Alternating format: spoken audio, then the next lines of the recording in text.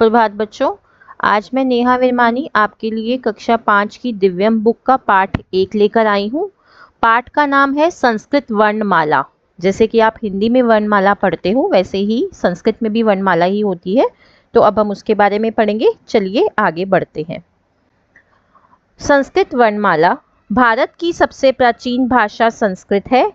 संस्कृत भाषा को अनेक भारतीय भाषाओं जैसे गुजराती, बंगला, हिंदी, मराठी, तमिल आदि की जननी कहा जाता है।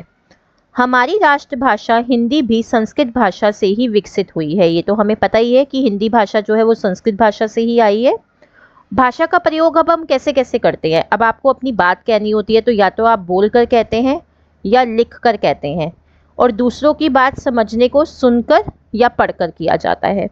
भाषा के 2 रूप होते हैं, मौखिक और लिखित। मौखिक होता है जब आप बोलकर बताते हैं, लिखित होता है जब आप लिखकर बताते हैं। वर्ण। भाषा की सबसे छोटी इकाई वर्ण मतलब अक्षर होते हैं। सही क्रम में लिखे गए वर्णों के समूह को वर्णमाला कहते हैं। जब वर्ण ग्रुप में समूह में लिखे होते हैं तो उनको वर्णमाला कहते हैं।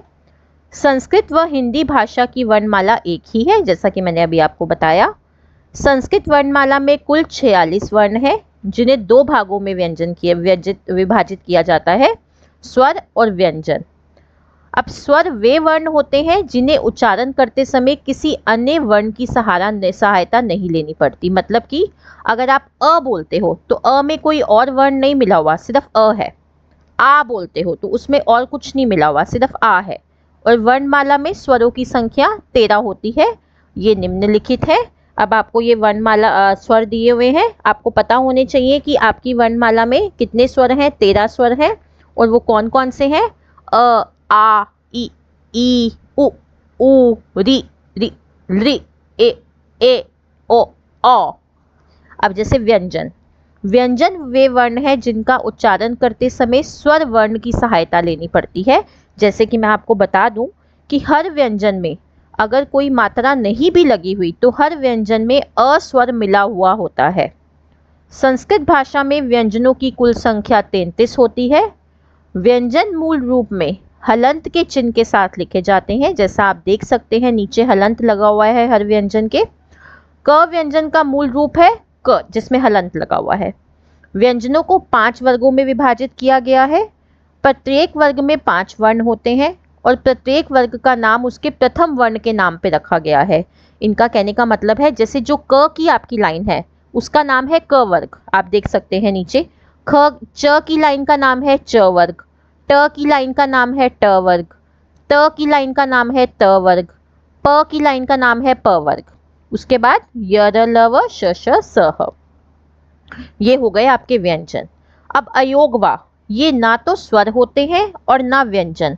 इन्हें केवल चिन्हों के द्वारा दिखाया जाता है। ये 2 होते हैं। एक होता है अनुस्वार आपका, जैसे ये अनुस्वार मतलब ये जो ऊपर डॉट लगाते हैं आप, एग्जाम्पल दिए हुए हैं संपन्न, पंकज। और विसर्ग होती हैं जो आप आगे 2 डॉट्स लगाते हैं, पुनः, प्रातः। तो इसको ऐसे उच्चारण करते हैं। यहाँ हमारा पाठ खत्म हो गया। अब इसका अभ्यास कार्य देखिए। शुद्ध विकल्पम चित्वा रिक्त स्थानानि पूरयत। भारत की सबसे प्राचीन भाषा डैश है। तो क्या है भारत की सबसे प्राचीन भाषा? हमें पता है संस्कृत है। वर्णों का क्रमबद्ध समूह डैश कहलाता है। वर्णों के समूह को क्या कहते हैं? मैंने बताया था जब ग्रुप में वर्ण होते हैं तो उनको वर्णमाला कहते हैं। वर्गों का नाम वर्ग के डैश वर्ण पर आधारित होता है। अभी जब मैं आपको व्यंजन करा रही थी तो मैंने बताया था ना कि हर लाइन का पहले वर्ण के नाम से उसका वर्ग होता है, तो प्रथम वर्ण पर आधारित होता है। संस्कृत वर्णमाला में कुल डैश वर्ण है, तो 13 वर्ण है। प्रश्न 2, शुद्धम उच्चारणम कुरुत। अब देखिए इनको उच्चारण करना है। संज्ञा, पंखा, हिंदी, संपूर्ण। तो ये आपके अनुस्वार शब्द के रूप है, अनुस्वार शब्द के उदाहरण है। और अगले आपके विसर्गों के उदाहरण है। रामः, शनैः, शनैः, पुनः, स्वतः।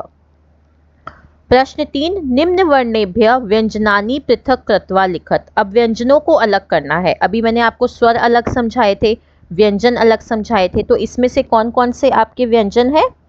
क, म, य, ट, छ, प, त, ल, श, र, तो ये आपके व्यंजन हैं, बाकी सारे स्वर हैं। प्रश्न 4, व्यंजनय सह स्वरान मेलयत लिखत च। अब व्यंजन के साथ जब स्वर मिल जाते हैं तो हम उनको कैसे लिखते हैं? जैसे च में आ मिल गया तो चा बन गया, ब में उ मिल गया तो बु, म में री तो मृ, स में अ तो स, ल में ई तो ली, फ ए फे, फ में ए है तो बड़ा ए है तो फै बन जाएगा। ठीक है, छोटे ए में ऊपर मात्रा नहीं होती है, बड़ा ए है। न जमा उ बन गया नू, ज जमा औ जऊ, थ जमा ई थी, र जमा ए रे। प्रश्न 5, निम्न व्यंजनानी वर्गानुसारेण लिखत। अब ये व्यंजन दिए हुए हैं, इसमें से क वर्ग में आपका क्या आएगा? घ और ख आएगा। च वर्ग में च और छ आएगा। ट वर्ग में ड और ढ आएगा। त वर्ग में थ और न आएगा। प वर्ग में फ और आपका ये भ आएगा। तो याद रखना, आपने हलंत जरूर लगाना है व्यंजन को लिखते टाइम। तो यहाँ हमारा अभ्यास कार्य भी समाप्त हो गया। आशा कर रही हूँ कि आपको पाठ समझ आ गया है। और अंत में मैं सिर्फ यही कहना चाहूँगी, जैसा कि मैं हर चैप्टर के अंत में कहती हूँ, कि मेरा वीडियो पूरा देखिए और kindly like, share, subscribe and comment my channel the education truth, ताकि आपको मेरे सारे लेटेस्ट अपडेट मिल सके, आपको नोटिफिकेशन आती रहे। मैं जो जो चैप्टर्स अपलोड करूँगी वो आपको तभी मिल पाएगी जब आप मेरे चैनल को सब्सक्राइब करेंगे। धन्यवाद।